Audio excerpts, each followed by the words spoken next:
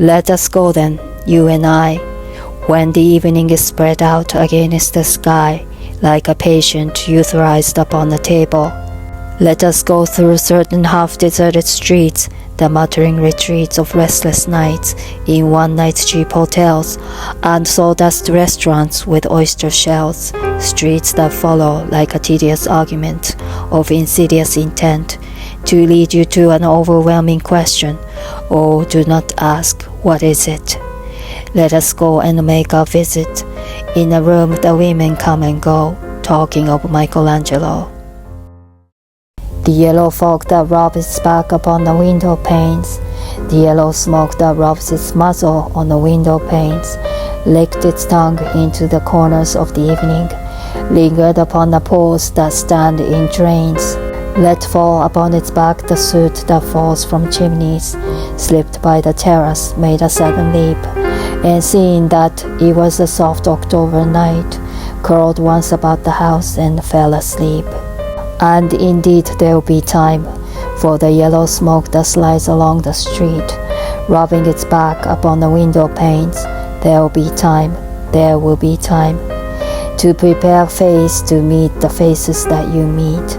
There'll be time to murder and create, and time for all the works and days of hands that lift and drop a question on your plate. Time for you and time for me, and time yet for 100 indecisions, and for 100 visions and revisions before the taking of a toast and tea. In a room the women come and go, talking of Michelangelo. And indeed there'll be time to wonder, do I dare and do I dare? Time to turn back and descend the stair with a bald spot in the middle of my hair. They will say, how his hair is growing thin, my morning coat, my collar mounting firmly to the chin, my necktie rich and modest, but asserted by a simple pin. They would say, but how his arms and legs are thin. Do I dare disturb the universe? In a minute there is time for decisions and revisions, which a minute will reverse. For I have known them all already, known them all, have known the evenings, mornings, afternoons. I have measured out my life with coffee spoons. I know the voices dying with a dying fall beneath the music from the farther room. So how should I presume? And I have known the eyes already, known them all, the eyes that fix you in a formulated phrase. And when I am formulated, sprawling on the pin, when I am pinned and wiggling on the wall, then how should I begin to spit out all the butt ends of my days and ways, and how should I presume? And I have known the arms already, known them all, arms that are braceleted and white and bare, but in a lamplight downed with light brown hair. Is it perfume from a dress that makes me so digress?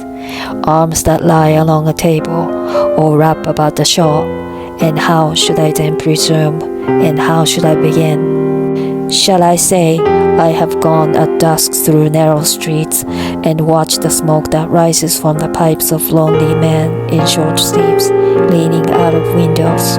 I should have been a pair of ragged claws, scattering across the floors of silent seas. And the afternoon, the evening sleeps so peacefully, smoothed by long fingers, asleep, tired, or it malingers, stretched on the floor here beside you and me. Should I, after tea and cakes and ices, have the strength to force the moment to its crisis? But though I have wept and fasted, wept and prayed, though I have seen my head grown slightly bald, brought in upon a platter, I am no prophet, and here's no great matter. I have seen the moment of my greatness flicker, and I have seen the eternal footman hold my coat and snicker, and in short, I was afraid. And would it have been worth it after all, after the cups, the marmalade, the tea, among the porcelain, among some talk of you and me? Would it have been worthwhile to have bitten off the matter with a smile, to have squeezed the universe into a ball, to roll it towards some overwhelming question, to say, I am Lazarus, come from the dead, come back to tell you all, I shall tell you all. If one settling a pillow by her head should say, "That is not what I meant at all, that is not it at all." And would it have been worth it after all? Would it have been worthwhile? After the sunsets and the dooryards and the sprinkled streets, after the novels, after the teacups, after the skirts that trail along the floor, and this and so much more. It is impossible to say just what I mean, but as if a magic lantern threw the nerves in patterns on the screen, would it have been worthwhile? If one settling a pillow or throwing off a shawl and turning towards the window should say, "That is not it at all, that is not what I meant at all." No, I am not Prince Hamlet, nor was meant to be.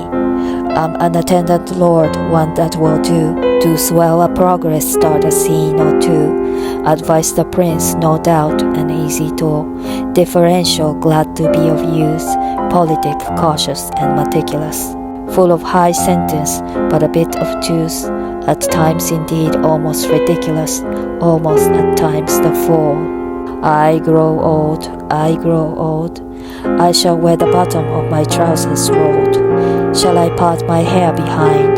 Do I dare to eat a peach? I shall wear white flannel trousers and walk upon the beach. I have heard the mermaids singing each to each. I do not think that they will sing to me. I have seen them riding seaward on the waves, combing the white hair of the waves blown back, when the wind blows the water white and black.